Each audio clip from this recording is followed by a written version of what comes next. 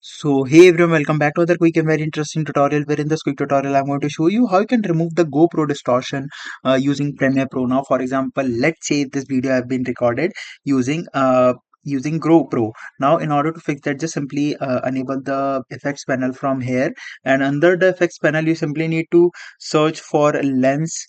Right there, lens distortion. Just simply copy apply this effect to that particular video that is recorded with GoPro.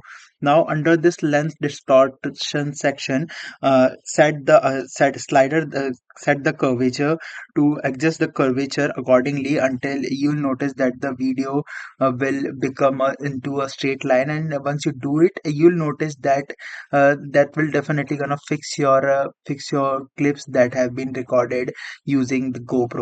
Alright, so that's it for this tutorial. I hope this video will be helpful for you. Make sure to hit the like button and subscribe button for more such helpful and interesting tutorials. See you in the next one. Take care.